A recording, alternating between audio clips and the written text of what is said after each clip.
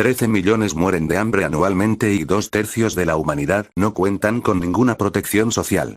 Capítulo 3. Los orígenes del capitalismo. Siglos XV. Es en el transcurso del siglo XIX cuando el capitalismo, que se fundamenta en el trabajo asalariado, se convierte en el modo de producción dominante, primero en Europa Occidental y en los Estados Unidos, subordinando después al resto del mundo, con formas de dominación directas, la colonización, o indirectas. Su génesis ocupa esencialmente los 3 siglos precedentes, siglos XVI, SV y XVIII.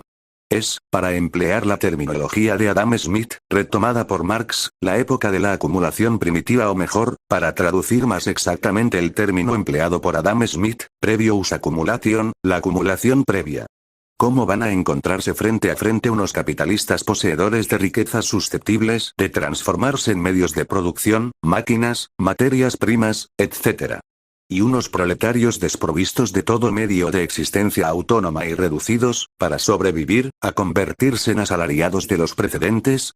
La ideología burguesa, que se expresa en los pensadores políticos y en los economistas vulgares del siglo XIX, explica que al principio, la sociedad se dividió en 2 categorías. Los unos, laboriosos, inteligentes y ahorrativos. Y los otros, perezosos, dilapidadores. Ni que decir tiene que los unos apilarán tesoro tras tesoro, mientras que los otros se encontrarán pronto desprovistos de todo. Karl Marx cita, entre los autores que desarrollan esta tesis, a M. Thiers. En el siglo XX, el Dr. Alexis Carrel, Premio Nobel de Medicina y partidario de Petain, explicará en L'Homme, c'est inconnu, que los primeros eran genéticamente superiores, y los segundos, inferiores. Observaba Karl Marx. En los anales de la historia real, es la conquista, el avasallamiento, el reino de la fuerza bruta quien ha prevalecido. Para estudiar este periodo, que se abre con los grandes descubrimientos marítimos del final del siglo XV, recurriremos a 2 fuentes capitales. Una antigua, suministrada por el Capital de Karl Marx en su desarrollo sobre la acumulación primitiva y la otra, más reciente, ciertamente más rica en información y más al día, nos será suministrada por la gran obra de Fernand Braudel. Civilisation Materiae, Economie et Capitalisme, XVIIe siècle. El punto de vista de Braudel, como el de Marx, aporta una atención particular a la infraestructura socioeconómica de la historia, pero difiere porque no le da un lugar central a la división de la sociedad en clases opuestas. La confrontación de los 2 puntos de vista podría haber sido apasionante. Desgraciadamente está ausente de la obra de Braudel, quien evidentemente, no había leído a Marx, al menos no esta parte de El Capital que abarcaba el mismo sujeto, el mercado y las formas antediluvianas del capital. Las sociedades de clase que han precedido al capitalismo estaban caracterizadas por una atadura personal del dominante al dominado, esclavo, tributario, siervo, etc. El dominado era, es cierto, explotado, y, a menudo, de la manera más brutal, pero la explotación estaba justificada, al menos ideológicamente, por una cierta reciprocidad. El deber de protección por parte del dominante, véase de asistencia, a menudo bajo una máscara patriarcal. Con el capitalismo, las relaciones sociales toman un carácter cada vez más abstracto, anónimo. Y, por lo mismo, deshumanizado. El capitalismo se desarrolla bajo la base de la producción comercial, lo cual implica la generalización. A diferencia de los modos de producción anteriores, más o menos fundados sobre una economía de autosubsistencia, la producción capitalista ha virado, de golpe, hacia el mercado. El capitalista produce para vender. Y la relación entre el capitalista y el asalariado se presenta bajo la forma de intercambio comercial. El capitalista se presenta como comprador y el asalariado como vendedor de fuerza de trabajo. El mercado, la mercancía, la producción comercial aparecen muy temprano en las sociedades más diversas, sin ser sin embargo las formas exclusivas, y aún menos iniciales, de intercambio. Las sociedades arcaicas presentan formas no comerciales de intercambio, puestas en evidencia ya por Durkheim y de las que Karl Polanyi tuvo el mérito de subrayar la especificidad en relación al intercambio comercial. En la producción comercial simple, el productor agrícola o artesanal, propietario de sus medios de producción, produce en parte o totalmente no ya para cubrir directamente sus propias necesidades, sino para vender, en un mercado donde los productos se intercambian por mediación de equivalentes monetarios. Los productores se especializan en función de una división social del trabajo. Con el capitalismo productivo, el capitalista, propietario de los medios de producción, tierra, máquinas, materias primas, etc. Compra al trabajador el uso de su fuerza de trabajo por un salario que corresponde en líneas generales a la suma necesaria para la reconstitución y la reproducción de esta fuerza de trabajo. Suma que es inferior a aquella producida por la aplicación de esta fuerza de trabajo. El suplemento así deducido, la plusvalía o valorización de Marx, regresan al capitalista. El capital avanzado y puesto en marcha en la producción por el capitalista se encuentra así al final del ciclo reproducido y aumentado con un suplemento, que el capitalista puede utilizar con fines de consumo personal, pero que puede igualmente acumular con la finalidad de incrementar su capital. Es la reproducción ampliada. En las sociedades anteriores, el producto de la explotación, del esclavo, del tributario, del dependiente feudal, siervo o villano, era principalmente consumido por las clases privilegiadas y relativamente poco reinvertido. El ciclo productivo se repetía aproximadamente en la misma escala. El crecimiento, en la medida en que existía, era muy lento y casi imperceptible. En el capitalismo contemporáneo, productivo, que se afianza gracias a la revolución industrial, con el empleo generalizado de la energía mecánica, los progresos de la productividad del trabajo permitirán una reproducción ampliada en una escala más y más amplia. En resumen, es el crecimiento. El capitalismo productivo apareció desde la Edad Media, de manera embrionaria, en las villas italianas bajo la forma de la manufactura fábrica, que practica en un mismo lugar la división manual del trabajo, o trabajo a domicilio. El capitalista suministraba la materia prima, por ejemplo el hilo al tejedor, comprándole la producción fabricada. Pero hasta el fin del siglo XVIII, el capital se presenta esencialmente bajo formas que Marx llama antediluvianas, capital comercial o capital financiero, usurario, formas ya aparecidas desde la antigüedad.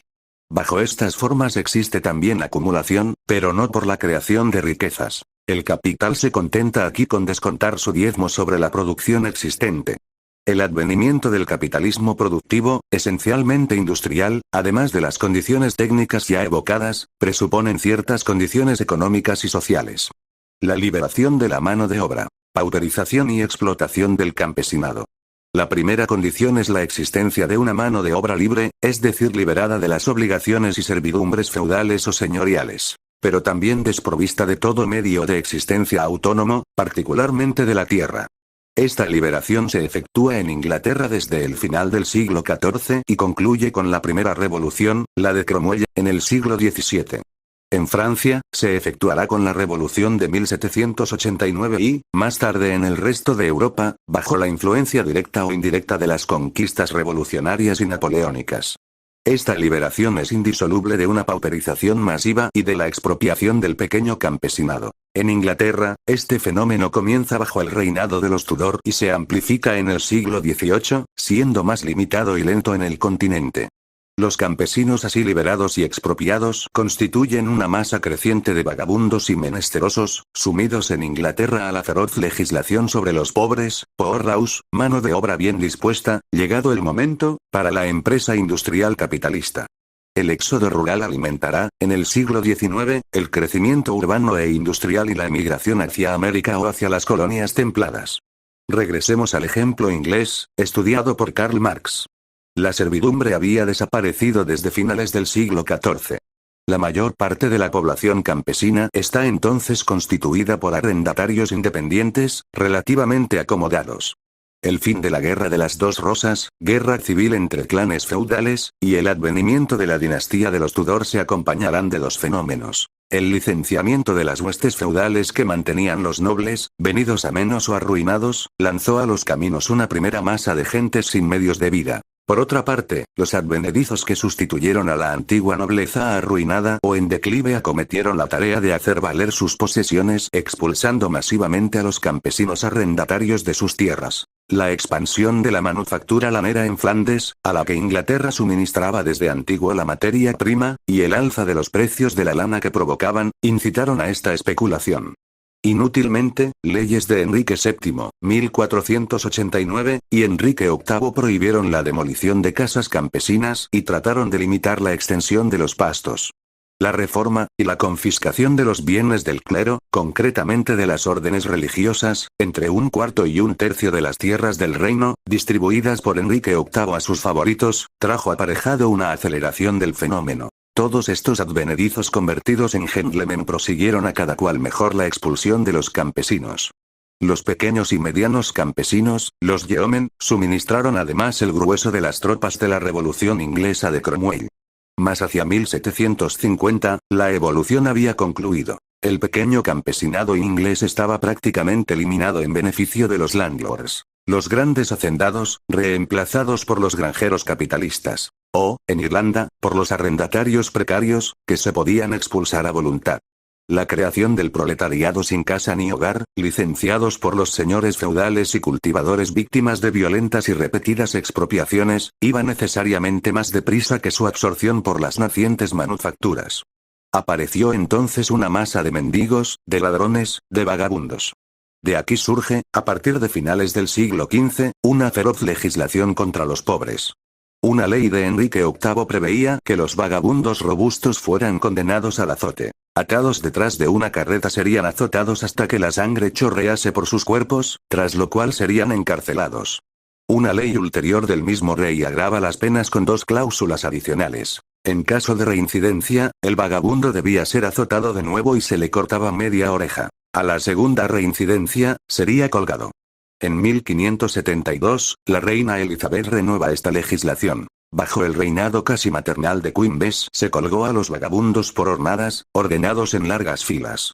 No pasaba un año en que no hubiera 300 o 400 colgados en la horca en uno u otro lugar, dijo Strype en sus anales. Según él, solo el Somersetshire contó en un año 40 ejecutados, 35 marcados al rojo vivo, 37 azotados y 183 golfos incorregibles liberados. Gracias a la indolencia de los jueces de paz y a la absurda compasión del pueblo, añade el cronista. La ley sobre los pobres, de la misma reina, 1597, pone a los indigentes a cargo de las parroquias. La asistencia de las parroquias consistió en encerrar a los indigentes en hospicios u alcouses, casas de trabajo, verdaderos presidios donde serían sometidos a un trabajo extenuante y mal alimentados. La ley sobre los pobres solo será abolida en 1834. Y porque la burguesía inglesa encontraba intolerable tener que pagar una tasa para mantener vagos. Los indigentes continuaban siendo enviados a hospicios donde trabajaban un mínimo de 18 horas diarias y en donde se les otorgaba vestimenta y alimentación a un nivel inferior al del obrero peor pagado. La colonización esclavista y mercantil. Otra condición previa al advenimiento del capitalismo era la extensión y generalización de las relaciones comerciales. Se realizó a partir del siglo XVI con la extensión al mundo entero del comercio marítimo europeo, con la aparición, por primera vez en la historia, de un verdadero mercado mundial. La llegada a América de Cristóbal Colón, 1492, en beneficio de la Corona de España, desembocó en la conquista del continente. Los 2 principales estados existentes, el Imperio Azteca en México y el Imperio Inca en Perú, fueron aniquilados en 1519 y 1532 respectivamente. Los conquistadores, que habían creído inicialmente encontrar la India, buscaban especias, que no encontraron, y oro, que sí encontraron, pero en cantidad reducida. Concluido el pillaje de los tesoros locales, el lavado de oro dará poco y los recursos serán agotados antes de 1550. Pero pronto los españoles descubrieron y explotaron muy ricos yacimientos de plata, en México, Nueva España, y en el Perú, actuales Perú y Bolivia. El comercio con América era un monopolio real. Y fue subcontratado a una privilegiada compañía de comerciantes instalada en Sevilla. Se realizaba por una flota de galeones, agrupados por razones de seguridad, eran frecuentemente atacados y saqueados por corsarios, ingleses particularmente. Flota que partía cada año de Sevilla, y después de Cádiz hacia La Habana, plaza fortificada que servía de primera escala, y luego a Veracruz, para comunicar la Nueva España, o para el Istmo de Panamá, donde hombres y productos eran transbordados en la orilla del Pacífico. Allí una flota los conducía al Callao, medio de comunicación con Perú y demás países andinos. Algunos navíos iban al puerto de Cartagena, para comunicar la Nueva Granada, actuales Colombia y Venezuela. Esta flota aportaba a España productos fabricados y habituallamiento. Cualquier importación por otros interventores era tildada de contrabando, comercio interlope. Fue a través de América que España se comunicó con su única posesión asiática, las Islas Filipinas. Cada año, un galeón salía de Acapulco, en la costa pacífica de México hacia Manila llevando plata e importaba, al regreso, productos de China. América exportaba bien poco aparte de la plata. Los colonos españoles, preocupados por hacer rápidamente fortuna, eso sí, viviendo noblemente, sin trabajar, sometieron a la población amerindia a una feroz explotación, acompañada de tratos bárbaros, suplicios, mutilaciones, para hacer reinar el terror. La población de las Antillas, primeras tierras golpeadas por los descubridores, que no pudo soportar la esclavitud y el trabajo forzado, fue diezmada por los malos tratos, que desembocaron a veces en suicidios colectivos, y por las enfermedades introducidas por los europeos y contra las cuales no estaba inmunizada. La población de la Española, Haití, estimada en medio millón en 1492, fue reducida a 30.000 en 1514, y prácticamente aniquilada en el transcurso del siglo XVI. De manera general, la población de las Antillas será objeto de un genocidio casi integral. En el siglo XIX, los últimos caribes, algunas decenas, serán deportados a la isla de Dominica, donde perderán sus tradiciones y su lengua. En el continente, la población amerindia no fue aniquilada, pero sí, y por las mismas razones, terriblemente golpeada. En Nueva España, México, la población, estimada en 25 millones en 1520, cayó a 7 millones en 1548, y fue reducida a menos de 1,5 millones en 1595, 1605, o sea, una disminución del 95% en 3/4 de siglo. En Perú el trabajo en las minas de plata de Potosí fue alimentado por la mita, la prestación personal, institución tomada prestada al antiguo imperio inca, pero que desembocó desde entonces en una lejana deportación, a más de 3.000 metros de altitud, para trabajar bajo tierra. Las condiciones de trabajo fueron tales que pocos volvieron. Los requeridos eran invitados, antes de salir, a oír la misa de difuntos. El desmoronamiento demográfico fue menor en Perú que en Nueva España, alcanzando del 20 al 30% entre 1530 y 1660. En conjunto, la población de la América Española, que era del orden de 50 millones a fines del siglo XV, pasa a entre 9 y 10 millones en 1570 y a 4 o 5 millones a mitad del siglo XVII. Habrá que esperar al final del siglo XVII y al XVIII para llegar a un lento ascenso demográfico. En América del Norte, tierra de colonización de clima templado, el rechazo o el aniquilamiento de los indios fue desde el principio una condición para la implantación europea. Los puritanos de Nueva Inglaterra asignaron en 1703, por decreto, una prima de 40 libras esterlinas por cabellera de indio o por cada piel roja hecho prisionero. En 1720 la prima fue elevada a 100 libras. La trata de negro. El obispo Bartolomé de las Casas, indignado por el trato a que eran sometidos los amerindios, lo que denunció principalmente en su brevísima relación de la destrucción de las Indias, obtuvo en 1542 la prohibición de la esclavitud de los indios, lo que no cambió gran cosa su suerte, y propuso sustituirlos, para el trabajo, por esclavos africanos. Debió arrepentirse enseguida. De hecho, el empleo de esclavos negros importados de África ya había comenzado. En el transcurso del siglo XV, los portugueses habían explorado progresivamente las costas del oeste del continente africano. Encontraron un poco de oro, que anteriormente era exportado, por la vía sahariana, en dirección al mundo árabe. También se llevaron esclavos. Esta exportación alcanzará su verdadera dimensión cuando sea dirigida hacia América. En realidad, los negros no van a reemplazar a los indios más que en las regiones en las que estos han sido prácticamente exterminados. Las planicies costeras del Golfo de México, las Antillas, y sobre todo el noreste brasileño, colonizado por los portugueses. El desarrollo de la esclavitud africana estará estrechamente asociado al de las plantaciones azucareras. La cultura y el tratamiento de la caña de azúcar, venida de la India, fueron introducidos al final de la Edad Media en las islas del Mediterráneo colonizadas por Venecia y Génova, Quío, Chipre, Creta, y después en Sicilia y en Andalucía. A fines del siglo XV, fueron introducidos en las islas del Atlántico, Madeira, Canarias, Sao Tomé. La producción de caña de azúcar fue una verdadera agroindustria. Plantación y corte de la caña, triturado en los molinos azucareros, clarificación y concentración del azúcar en las calderas, cristalización, refinado posterior, dejaron como subproductos las mezclas, consumidas como tales o destiladas para la producción de alcohol, rones y aguardientes. Ello no puede acomodarse con una producción artesanal. Exige grandes efectivos y una estricta disciplina de trabajo que solo la esclavitud podía proporcionar en esa época. Eran los esclavos los empleados en las plantaciones mediterráneas. A comienzos del siglo XVI, la caña fue introducida en las Antillas españolas. Su desarrollo fue limitado por falta de mano de obra. Es el Brasil portugués quien primero importa esclavos africanos a gran escala. Se convierte en 1580 en el primer productor de azúcar de caña. En las pequeñas Antillas, en parte abandonadas por los españoles y colonizadas por los ingleses, franceses y holandeses, la colonización fue obra principalmente de europeos que emplean mano de obra de contratados. Pagan la travesía con un contrato de trabajo de 3 a 7 años en beneficio de quienes les han reclutado. Este sistema funciona mal. La servidumbre, incluso temporal, había desaparecido de las costumbres europeas. Reclutados entre los marginales, los contratados tenían pocas aptitudes para la agricultura y, menos aún, para la agricultura tropical. En el curso del siglo XVII, fueron reemplazados por esclavos negros, y los cultivos existentes, tabaco, índigo, serán marginados en beneficio de la plantación azucarera. Durante la ocupación temporal de Brasil por los holandeses, estos se habían iniciado en la agroindustria azucarera. Expulsados tras la reconquista portuguesa, introducirán la caña de azúcar en las pequeñas Antillas.